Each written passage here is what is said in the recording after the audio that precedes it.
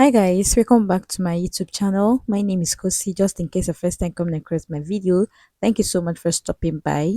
In today's tutorial, we're going to be learning how to cut and sew this beautiful backless flea gown with rope on the neckline. If this is something you're interested to learn, want to keep on watching and let's get started. And if you're to subscribe, kindly hit on the subscribe button and let's dive into today's tutorial.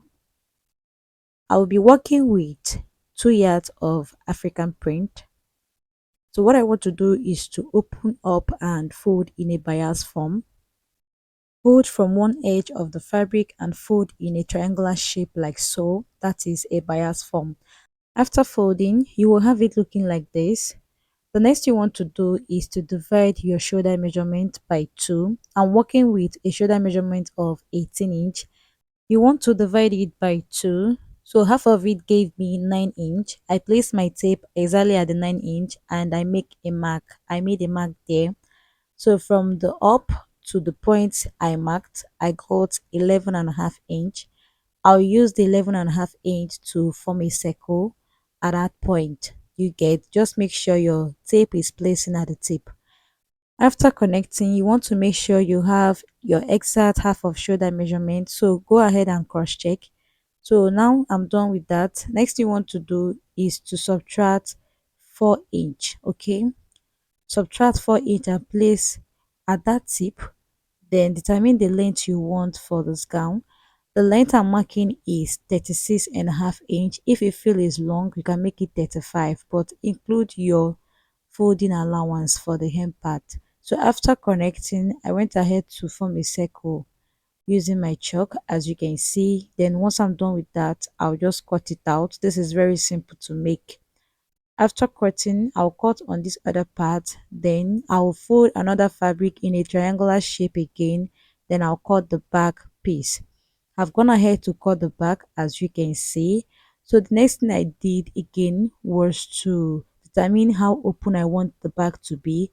So I came down by 14 inch, but when marking, ensure you subtract your 4 inch for your off shoulder.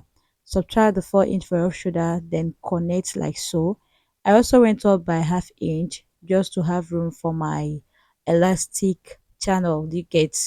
So what I want to do again is to cut the amount of elastic I will be needing for the back. To know the exact length you'll be needing for elastic, you should divide your waist measurement by 2 minus 2 inch. Okay, so I'm working with a waist measurement of 36 inch. So by 2 will give me 18 inch, abi. So the 18 inch, you subtract 2 from the 18, then you cut out the remaining elastic, keep your leftover aside. So I'll be using this for the back. I'll be attaching this at the back. Do you get?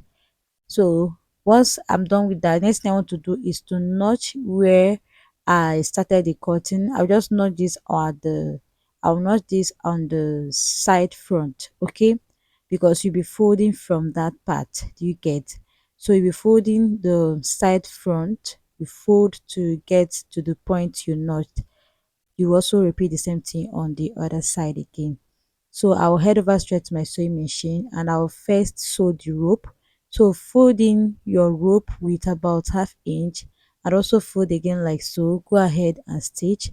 This rope, you'll be needing it for the neckline. We are going to be attaching or passing this rope on the neckline. Do you get?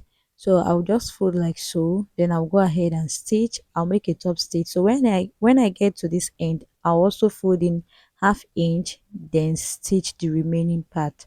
Okay, I'm done sewing and the rope is ready, so I'll measure the length I have for the rope. What I have there is 40 inch and the width should be 1.5. You get? So I'll keep the rope aside, then I'll fold the side front. You just fold into two small like so, then go ahead and make a stitch. You're going to continue sewing this. As you fold, you make a 12 stitch. You can see what I'm doing here. This is like the armpit. You get? So you're going to continue sewing until you get to the point where you notched. When you get to the point you notched, stop and repeat the same thing on the other side. So I've gone ahead to sew the both side. As you can see, the next thing I want to do is to fold the upper part, which is the neckline. If you are folding this, fold in a way your rope would pass through.